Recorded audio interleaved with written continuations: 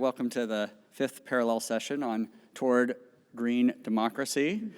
Really honored to be with the distinguished panelists we have here and everyone in the audience. We're going to try to keep this as interactive as possible, especially since we have a little bit smaller, intimate, but committed group. So, was that, yeah? Oh, and online as well. Wonderful. We're going to continue with the hybrid environment and make it work. One of the things that we say often in the Public Governance Committee is that countries face horizontal challenges, and yet we're organized with vertical organizations. And I can't think of a more of a better example than climate change as an area where we're going to need to use all the tools that we currently have and probably some new ones as well, both within our own countries but also globally to be able to meet the expectations of our citizens. So today we have panelists with us. We have Ms. Sam Tansen, our Minister of Justice from Luxembourg, who is our host. Mr. Osian Smith, who is the State Minister at the Department of Public Expenditure and Reform, responsible for public procurement and e-government in Ireland. And we have Ms. Carrie Ann Jones, who is our Deputy Secretary General at OECD. And we have Mr. Juha Leppänen, who is our Chief Executive from Demos in Helsinki, Finland. So I'm going to start by asking them a question to kind of begin the dialogue, and then we'll have a second round and then open it up for Q&A from the audience. The first question I wanted to start with is really kind of looking internally within government.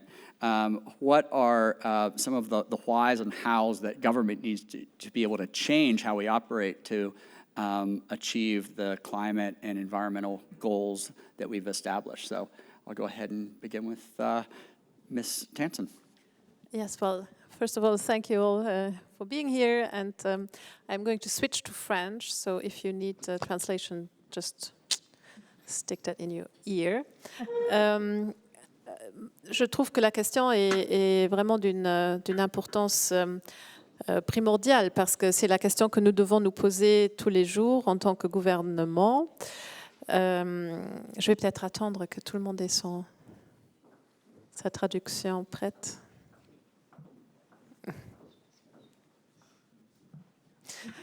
Ok. Donc, il y a plusieurs éléments de réponse. D'une part, les questions de climat, de protection des ressources naturelles sont parmi les questions les plus importantes que nous devons traiter à l'heure actuelle et qui malheureusement peut-être sont un peu écartées du fait d'autres crises aussi importantes au moment où nous parlons et que nous avons déjà évoqué aujourd'hui, ce matin.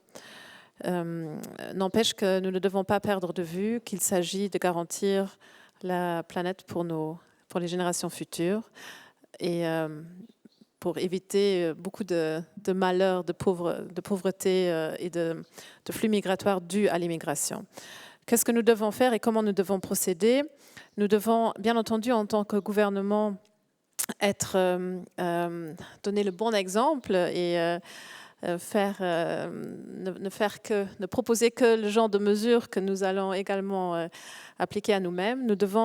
Mais nous devons surtout essayer d'avoir toute la population avec nous, du moins une grande partie de la population avec nous, et nous constatons beaucoup que la population, les citoyens, ont tendance à être encore plus ambitieux que ce que nous estimons qu'ils le sont, et qu'il est tout à fait possible de faire une politique environnementale ambitieuse, mais il faut convaincre, il faut écouter et il faut travailler avec les citoyens. Et puis, en dernier lieu, il ne faut pas oublier que les questions de protection des ressources naturelles peuvent créer des problèmes d'inégalité sociale encore renforcés, et que nous devons tout faire pour ne pas renforcer ces inégalités sociales, et que nous devons donc faire en sorte que toutes les mesures que nous prenons, nous ayons cette question sociale aussi à l'esprit, et que nous accompagnons ces mesures par des soutiens financiers.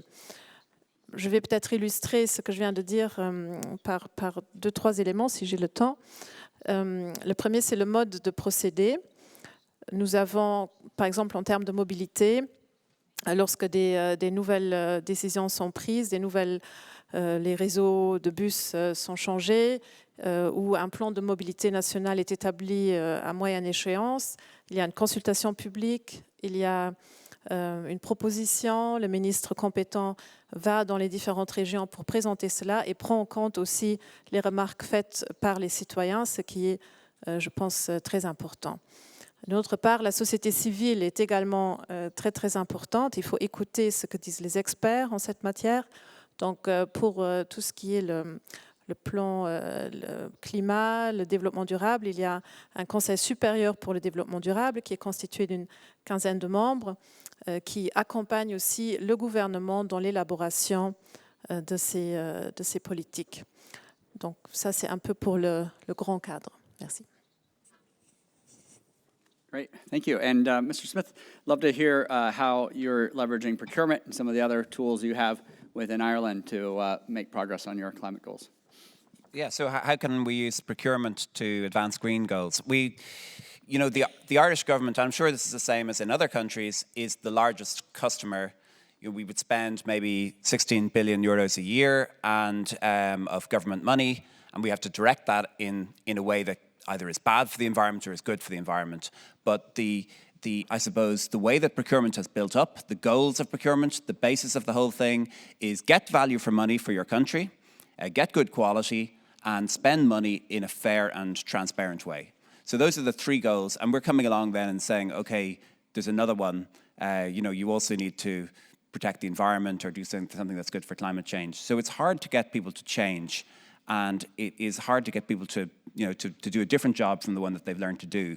So what we have to do is make it easy, make that the default, give them the easiest route they can, provide training, and also to reward people who do well, to produce league tables and say, well, these are the departments that are doing best at green procurement, and also to eliminate the old ways. So what we found was we would bring in a whole system whereby you could procure a building in a very green way, but we'd also left the old frameworks for doing it the old way, and people would just, if you leave them the choice, they're going to continue with business as usual.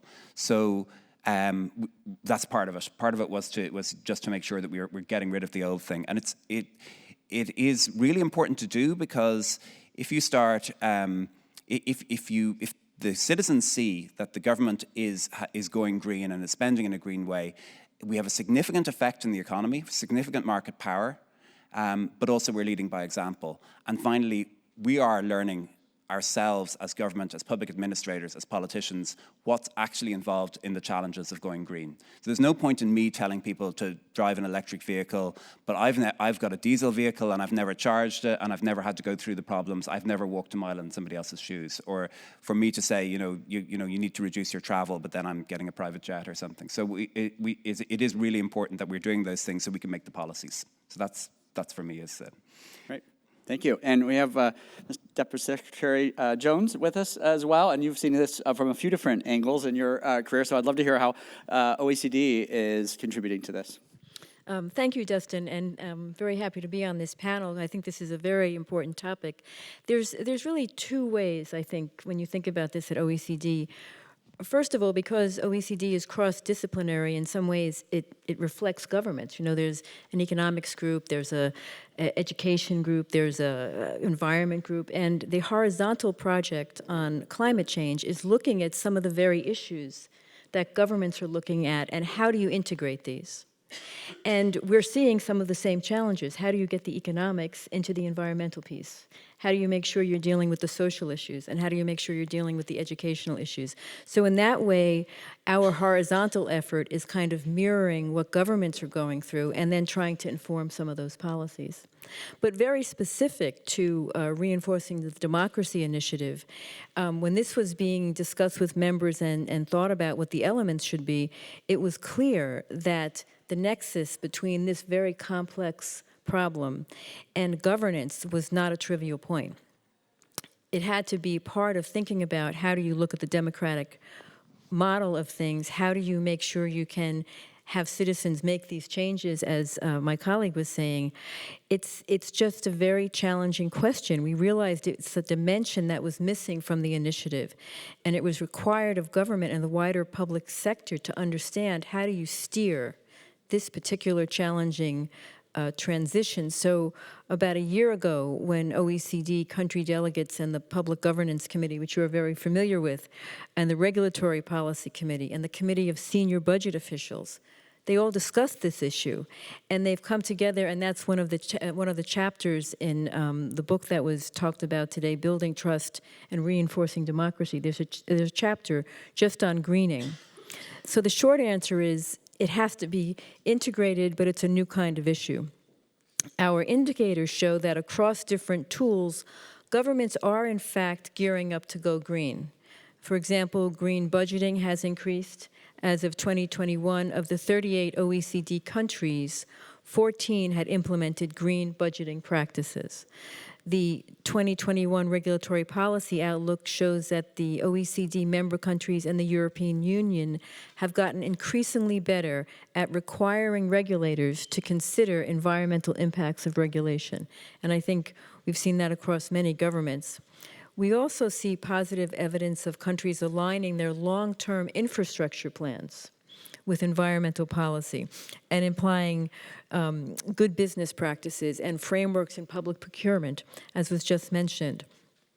However, beyond this evidence, we have learned there's a clear need for deeper and broader transformation of public governance to deliver and implement green policy measures. It's because we are seeing that it's so challenging. There's special attention that's needed in 3 areas we see. Kind of steering and building consensus and trust for delivering green in the next decade, and then using the right tools for climate and environmental action, and then, as has been mentioned, leading by example, because the government is often such a huge player in procurement and other areas. On the basis of the framing, the Public Governance Committee approved an action plan on governing green. And this includes a set of actions that governments can undertake for each of these areas. So I think we're in the process of understanding, we're in the process of studying this, but we're doing it sort of 2 ways, by modeling it ourselves and getting better policies, but also trying to look very specifically from the governance perspective. Thanks. Thank you. And the leading by example is a good segue actually over to Juha, who published recently a review of humble government, which I love that term. I circled it as soon as I came across it, describing how a humble approach to policy making can help governments in building long-term policy making when dealing with wicked problems like this. So I'd love to hear a little bit more on some of the takeaways from that. No, thank you, Dustin. And first of all, I'm really, really happy to see OECD putting so much effort in this line of work. I think this climate crisis is, by definition, a governance crisis, a crisis of collective action. And I think this topic of green or climate governance will be one of the most important topics for this and coming decades. In the OECD study, the survey said that over half of the population support climate action, yet roughly 1/3 believe in government's capacities. And I think it's roughly right. I think it's very fair to doubt the engine.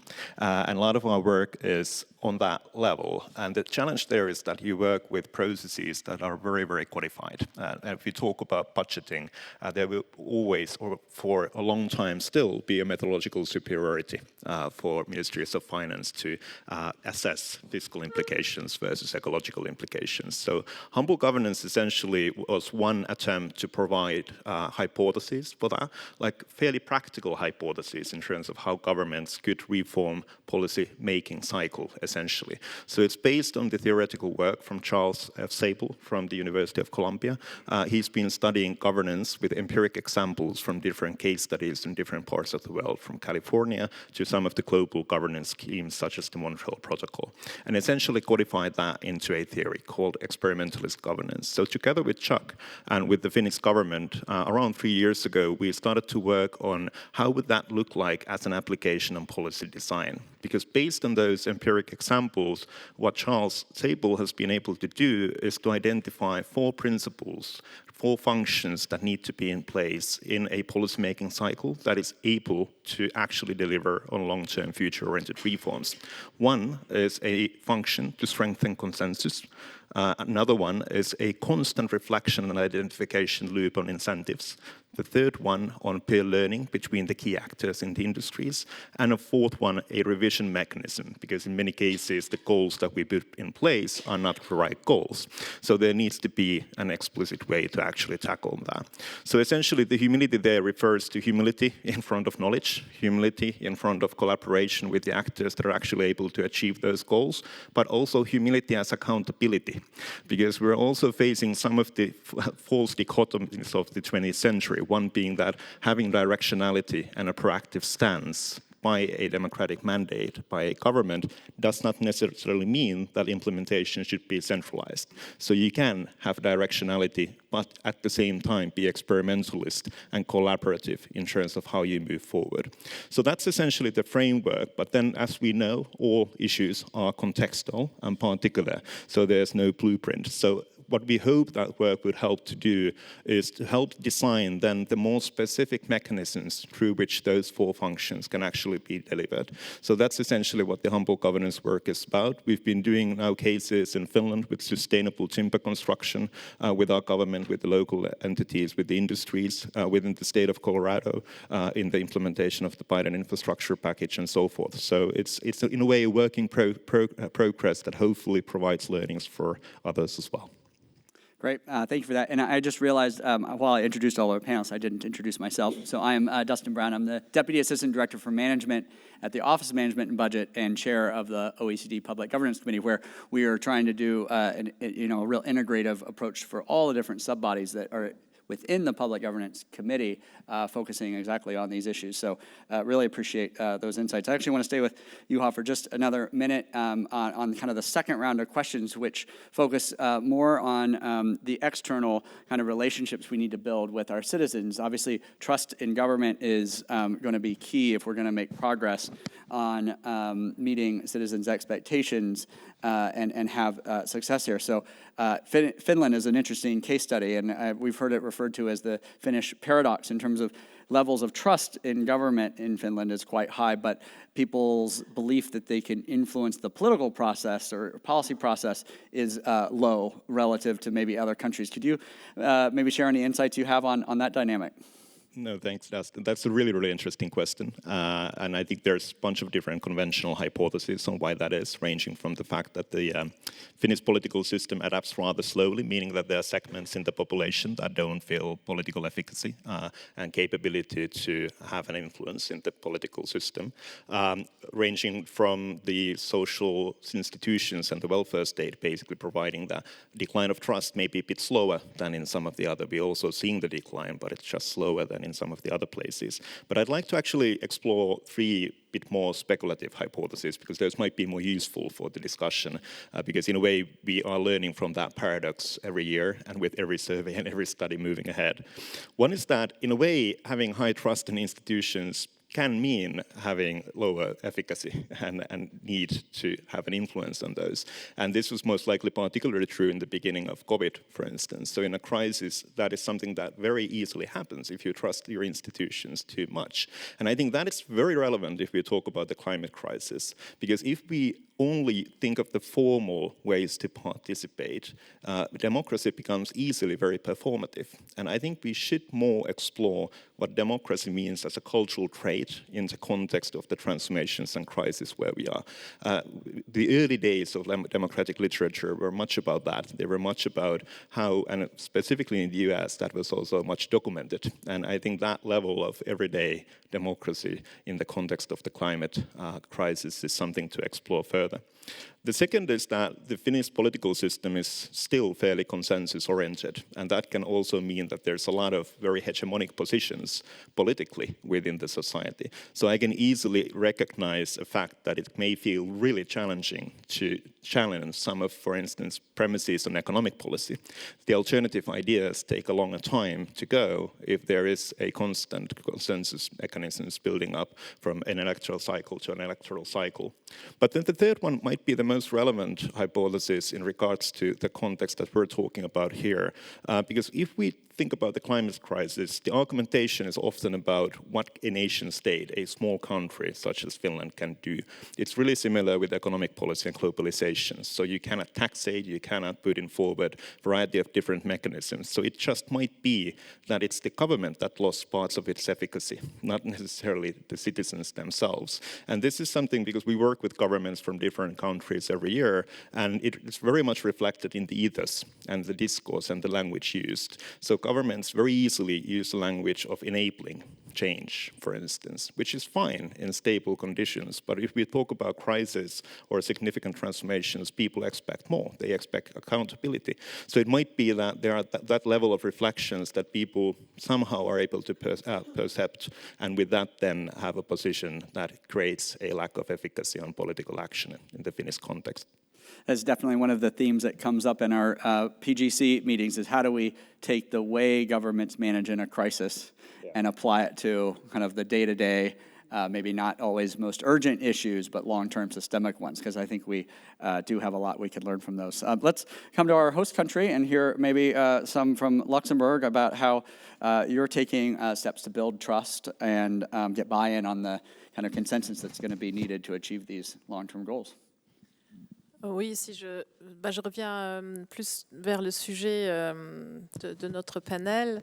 En termes de développement durable, nous avons par exemple créé en début de cette année un conseil du climat des citoyens qui a été choisi ensemble avec l'université afin d'assurer une représentativité démographique de la population. Il s'agit de 60 personnes choisies et de 40 membres suppléants. Et ils ont élaboré toute une panoplie de mesures qu'ils proposent pour agir en termes de développement durable, de protection des ressources naturelles, de protection pour endiguer le changement climatique. Et je pense que c'est quelque chose de très, très important parce que d'une part, il y a une réelle volonté, un réel besoin au sein de la population d'agir et d'autre part, parce que comme je le disais tout à l'heure, j'ai toujours l'impression que les politiques ont un peu peur eux-mêmes et ne sont pas conscients de l'ambition qui existe au sein de la population, justement pour les questions climatiques. Raison pour laquelle il est très très important de donner une oreille, de donner une voix et d'avoir l'oreille conséquente pour écouter ce que la population a à dire. Et là, c'était vraiment un processus structuré, accompagné avec des échanges réguliers et donc tout un document qui vient d'être remis au gouvernement, qui a déjà été discuté au sein de la Chambre des députés. Et maintenant, bien entendu, il nous appartient au gouvernement et aux politiques de faire en sorte que ces mesures qui sont proposées influent également le processus décisionnel et que nous n'ignorions pas cela et que nous ayons vraiment conscience des mesures proposées et que nous les intégrions dans nos politiques futures. D'un autre côté, un autre exemple peut-être, un autre niveau, nous soutenons aussi les communes parce que je pense vraiment que le niveau local est le niveau qui est le plus proche des citoyens, le niveau où il y a de plus d'impact au quotidien qui peut être fait. Et nous soutenons les communes via un pacte avec les communes qui font des politiques qui sont proches, qui sont dans le sens de la protection des ressources, de la protection de notre environnement et qui les poussent aussi à agir en ce sens. Donc là aussi, pour vraiment sensibiliser au plus proche niveau de la population et pour que ces sujets soient toujours à l'ordre du jour du processus décisionnel au niveau local également. Great, thank you. Let's continue our journey and hear from Ireland on what steps they're taking. And what steps we're taking to improve build trust and consensus among citizens to deal with climate change. Look, we have a national objective which is very clear, which is to cut emissions 50% by 2030. So we have a very straightforward and a very straightforward goal that everybody buys into. All the political parties accepted it, the general public very high support, and there are generally very high levels of trust in Ireland in government. So we're lucky with that, and a high support for EU membership and so on. But then you get down to the next level of the things we actually have to do. So we make an action plan, and then we allocate it to people, and then people find, oh, you want to do something in my area that disturbs my lifestyle, and now there's resistance, and that is nothing new. Politics is always like that. It does, even if you were building a public sanitation system, everybody wants public sanitation. They don't want the large facility next door to their house, and that's going to be the same for you and me as well. So we shouldn't judge people on that. But the reality is that there is going to be a big lot of political work to be done to get the actual steps to happen in people's lives. And one of the main things that people resist is any change to their own lifestyle. And there was all this hope during the pandemic that people could change their lifestyles really fast and they would take immediate change. But that's when they thought that their grandparents were going to die, you know, and you could say to your children, you can't go outside to the party because your granny might die if that happens. Whereas now, the roles are reversed. We're asking the older people to do something to protect the younger people, but it's a little bit further in the future, and we're not getting the daily number of people who've died every day on the TV as we did before. So it's harder to get the motivation. One thing I'd say is that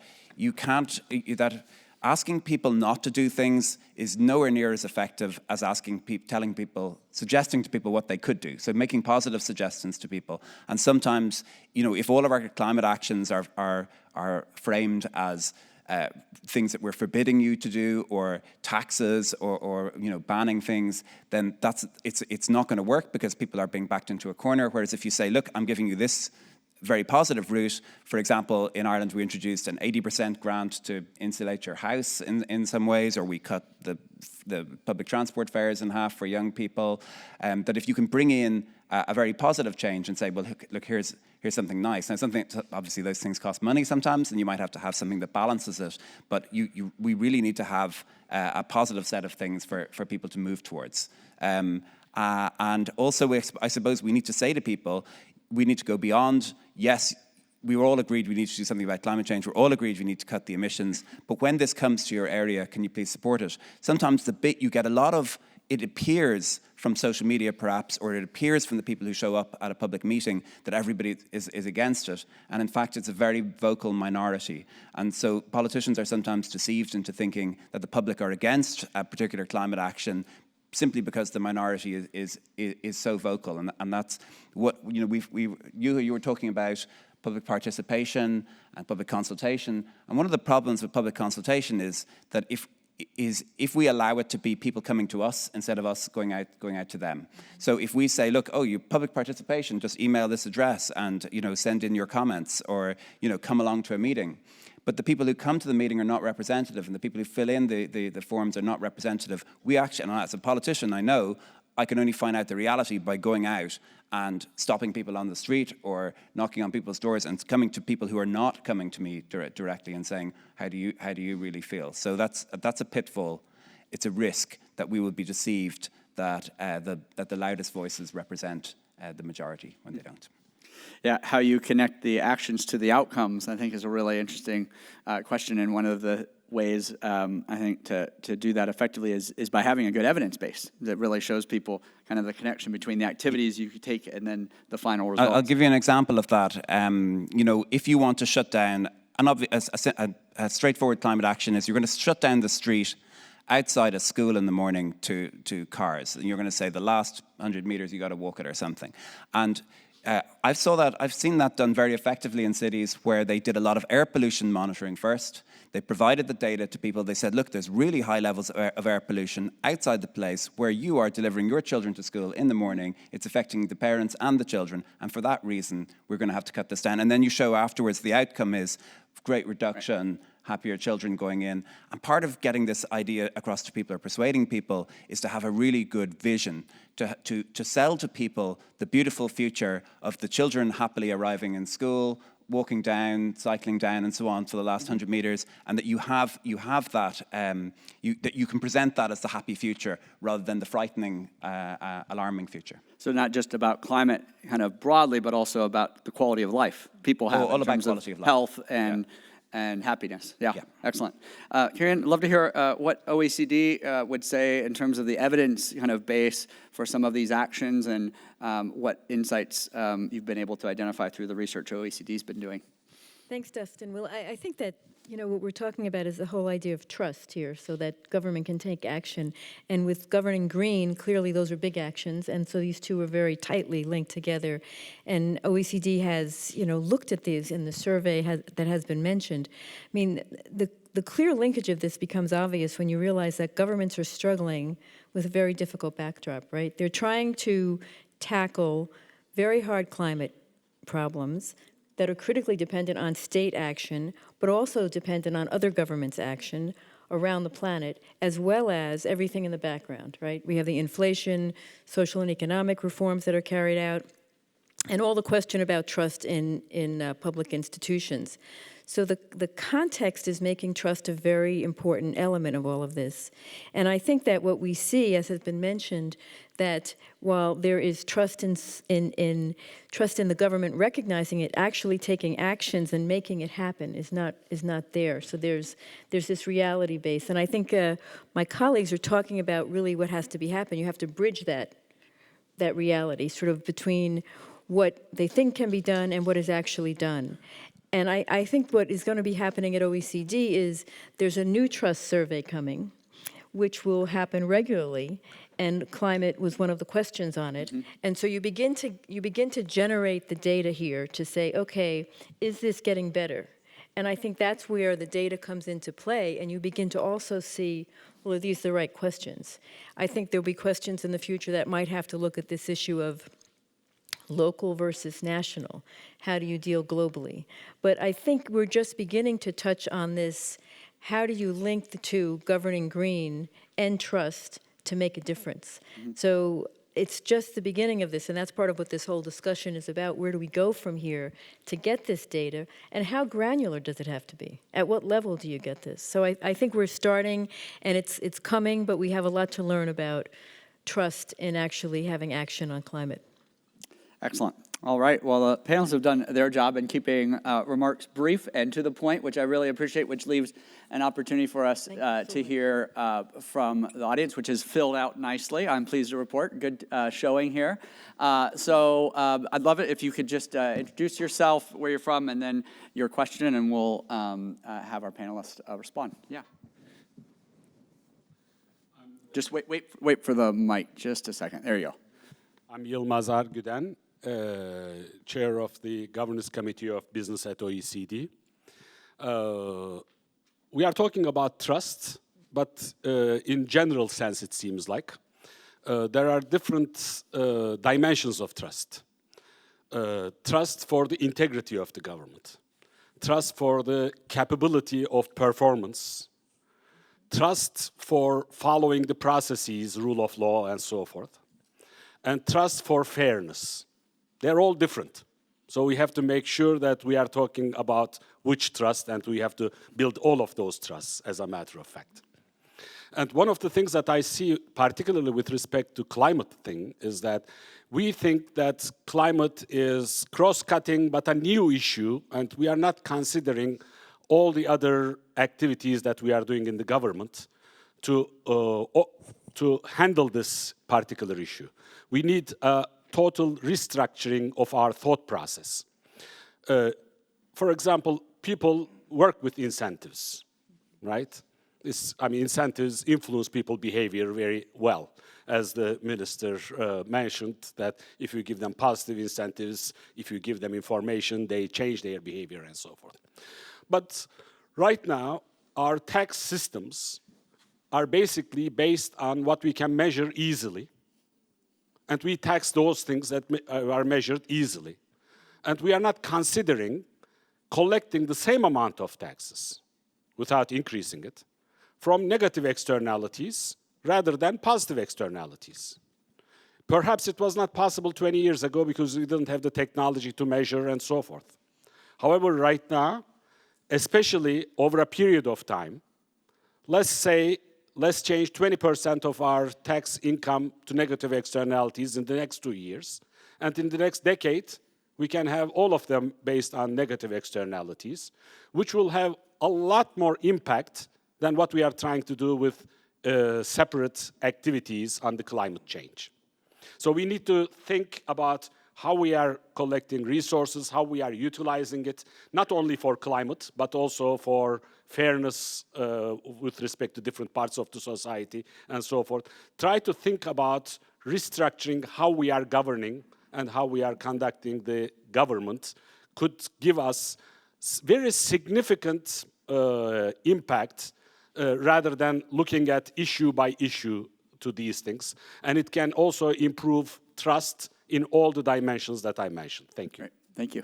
Anyone have a reaction to that, or do you want to keep taking more questions? Yeah, go ahead.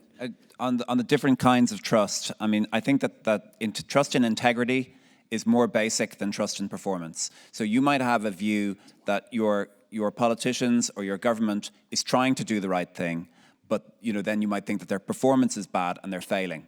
That's not the same as I think my government and my politicians are actually bad people who don't care about me and are just looking after themselves. And then that's when you have real problems in your country. I think it's different when if you don't like the performance of your government and then you just vote for another one. That's how democracy works. So I think that's not as worrying. I think that there are different levels of trust, is what I'm saying. Carrie Ann? Yes, a couple of things. When you talked about trust, I think there's another element here that I wanted to add, and that's people's trust that their voices are being heard. That's the inclusiveness, but it's also to the point that the minister made, well, which voices and how do you make sure you're getting a real range of voices, not just the voices that are coming to sort of put a negative vote out there. How do you have a whole of society discussion? The other thing that I wanted to say is that, one of the challenges with climate is its complexity, absolute complexity. And while I think everyone has ideas what can be done, there's multiple ways of doing this. And so I think it's very difficult sometimes for the public to say, well, how come this policy and not that policy? Which policy works?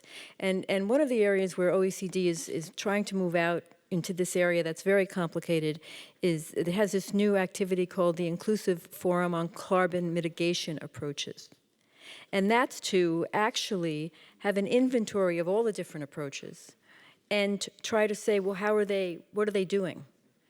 And I think we have this challenge with climate, with the complexity of it, the effort to have simpler political messages and all of the choices. So I think getting more and more data out there and building trust at the same time, it's just going to be an ongoing process back and forth here. Yeah, I heard a comment this morning of just how important it is for governments to be explaining and communicating, and you just can't do that enough. Any other reactions, or we can go back to questions? Yeah, go ahead, John. Yeah, quickly on that, because it's a really, really good point. And it's really interesting because studies constantly seem to show, like this fall, Common Sense did a study of UK, France, Poland, and Germany, basically saying that people want to have immediate policies to mitigate the concerns on cost of living, yet still support climate policies and climate agendas. Similarly, studies on Yellow Vest show exactly the same. So my fundamental worry is complete loss of trust in government's capability to actually solve the climate crisis. Because they can't. It's very, very true. It's not something that a single government can do. So basically 2 suggestions on that would be exactly as you're suggesting. In the end, these things require fairly constant reimagination of the governance scheme, because in the end, current economic policy is a lot about agreed what is trusted type of measurement models, so as we all know. So similarly, but that requires quite a lot of leadership, because it takes a road and mistakes to get there. But that process is the process that I feel is now emerging, that it needs just to be codified and explicated, made sense of. But secondly, I think we need a line of work on innovating, in a way, these multi-level governance vehicles. So what are the vehicles that are not just about aggregating nation states in the multilateral process, but actually trying to go to a phenomenon or a challenge through a mission framework, through industrial policy framework, in which we're actually able to solve and also embed new participatory mechanisms while solving those challenges. Just briefly, effectivement, quand j'ai regardé les chiffres dont vous avez parlé tout à l'heure, je me suis aussi demandé, le Luxembourg qui, heureusement, à l'heure actuelle, bénéficie quand même d'une plutôt grande confiance.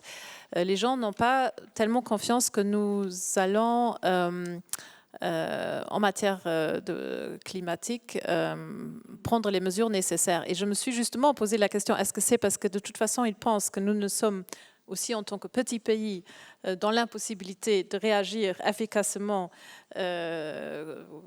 en la matière, ou est-ce que c'est vraiment concernant ce domaine spécifique? Et ça, c'est quelque chose, je pense, dans les prochaines surveys, on peut peut-être encore affiner les questions. Et puis, la deuxième chose à laquelle je voulais réagir, effectivement, ce n'est pas que la confiance, c'est un climat généralisé. Donc, les questions que nous nous posons concernant ce que nous discutons maintenant ici sortent d'un contexte plus général. Le Luxembourg a par exemple demandé une évaluation à l'OCDE concernant la gestion de la crise Covid, et une des conclusions là aussi c'était la communication, c'est vraiment ce qui est le plus important. Donc communiquer ce que nous faisons pour expliquer, pour éviter que les gens n'aient pas confiance. Mais je pense quand même que le domaine climatique est très, très, très spécifique et qu'il y a beaucoup de craintes qui sont liées parce qu'on a peur de ce qui va arriver. C'est vraiment une crainte qui est fondamentale pour beaucoup de personnes et qui, de ce fait-là aussi, essaye d'écarter peut-être plusieurs éléments ou de dire, comme vous venez de le dire tout à l'heure, que de toute façon, on ne peut rien faire. Et c'est là où nous devons aussi convaincre et expliquer qu'on peut faire. On a des agendas pour redresser les choses, mais bien sûr, il faut agir maintenant et il faut agir tous ensemble. Il faut trouver les solutions nécessaires tous ensemble. Thank you. Other questions? All right, I see two. We're going to go ahead and take maybe both these questions here and then quick reactions, and then I'm getting the cue that we need to begin wrapping up. Okay. Thank you. Gentleman left.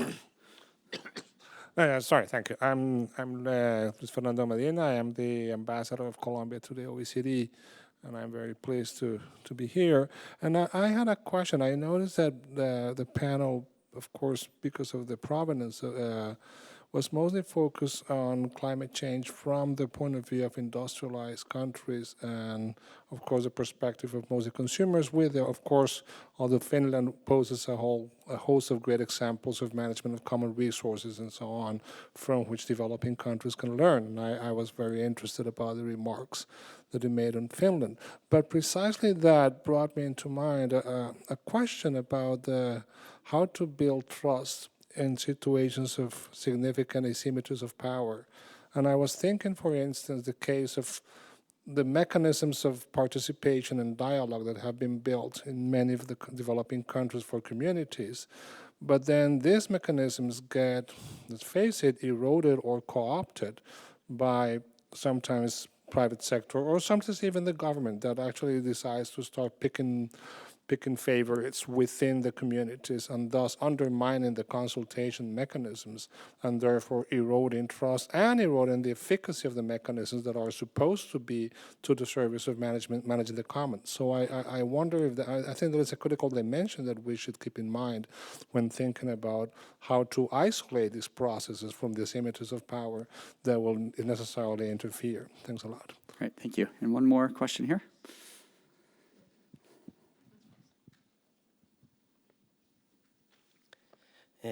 Hi, my name is Paul Flor.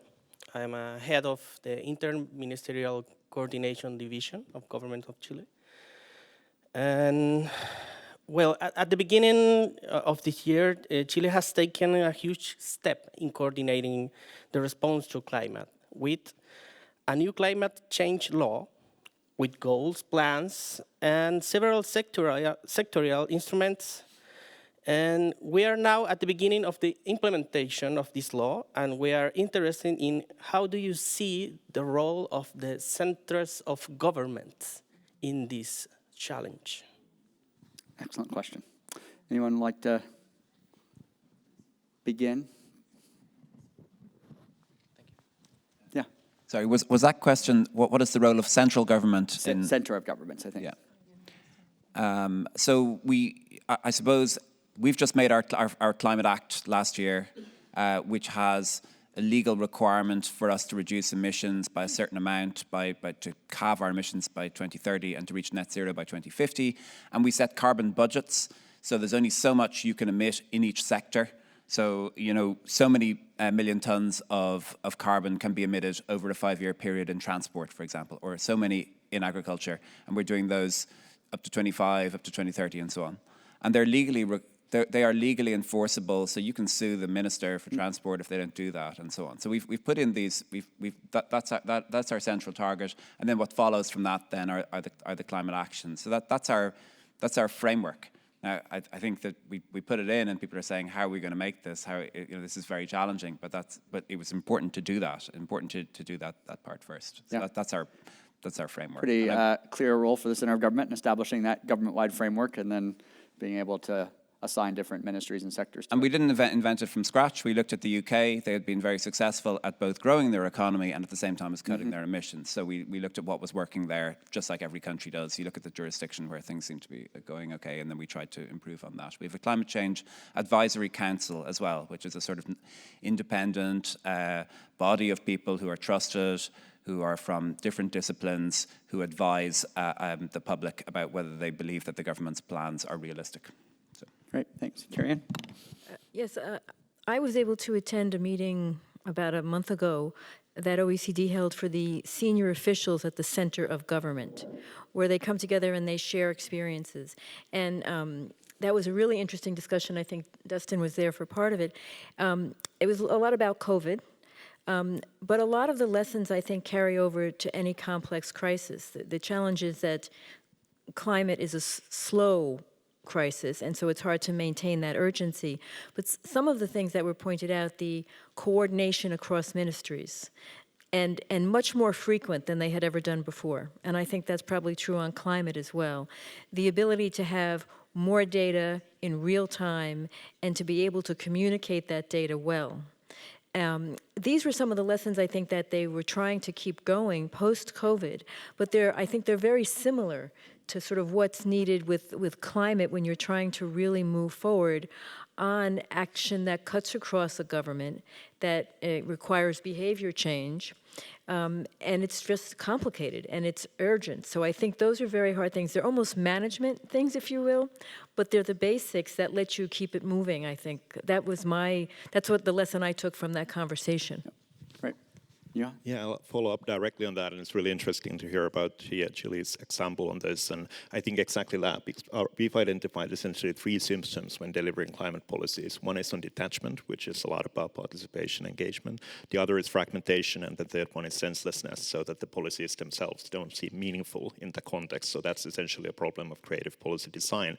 But the fragmentation part is something that core of government, centers of government should very, very much focus on, which becomes an issue of coordination. But I would say it goes a bit beyond, so it's in a way orchestration issues. So it is management, it's information flows and structures, it's codification of those, but it's also leadership issue. So it's how to align on that direction, because it requires quite a bit of calibration when we move forward there. And that essentially what the humble governance example also was about, because what easily happens is that when you put your climate laws into roadmaps, you start to make guesses. And with those guesses, you start to use political capital. So you start to lose consensus by not having frameworks through which you can maneuver forward with trust that you're calibrating along the way based on what you learn. So those would be examples. On the co-opting of these methods, it's a really, really good question. Unfortunately, very little in terms of good replies. I guess it would emphasize the whole of society approach, which is very, very true. And it comes back to investments on the culture of democracy as well. I'm really happy to see that at least now there is much, much more explicit agenda on institutional innovation right now. And I think that's really good because it forces us to reflect on these issues more comprehensively. Great, thanks. Yeah. Juste brièvement sur la question du rôle du gouvernement central.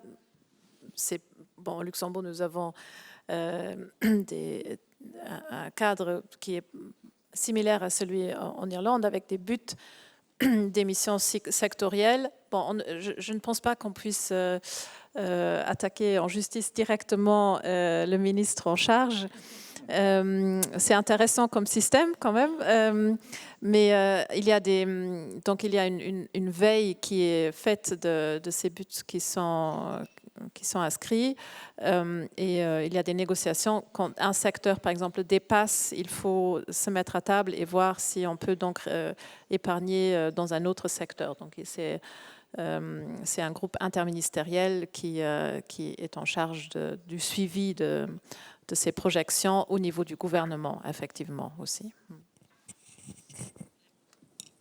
Great, thank you. I think that concludes the session.